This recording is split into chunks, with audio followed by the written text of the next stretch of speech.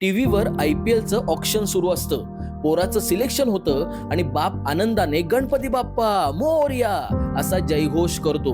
हा व्हिडिओ तुम्ही पाहिलाच असेल. आता स्टोरी सुद्धा ऐका. ही गोष्ट आहे ओमकार तोरमाळे याची.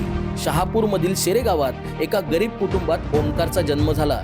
वडील शेती करतात. शेतीतून येणाऱ्या उत्पन्नावर घराचा खर्च आणि मुलांचं शिक्षण झालंय. ओमकार गावात टेनिस क्रिकेट खेळायचा. त्याची उंची, त्याची बॉलिंग स्टाईल, त्याचा गेम पाहून प्रत्येक प्रेक्षक म्हणायचा की हा पोरगा नक्कीच मोठा खेळाडू होणार.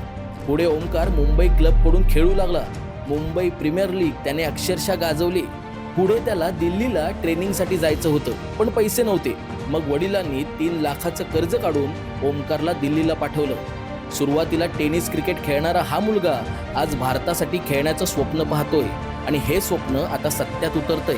2026च्या IPL साठी सनरायझर्स हैदराबाद या संघाने त्याला 30 लाखात विकत घेतलंय. म्हणजे क्रिकेट खेळता यावं म्हणून ज्याने 3 लाखाचं कर्ज काढलं होतं, आज त्याच मुलाला क्रिकेट खेळण्यासाठी 30 लाख रुपये दिले जात आहेत.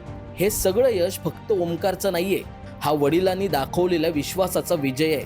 म्हणूनच म्हणतात, पोराच्या पाठीवर बापाचा हात असेल ना, तर पोरगा जगही जिंकू शकतो. तुम्हाला या मराठमोळ्या मुलाची गोष्ट कशी वाटली नक्की कमेंट करा. व्हिडिओ व्हायरल करा आणि संवाद सेतूला फॉलो सुद्धा करा.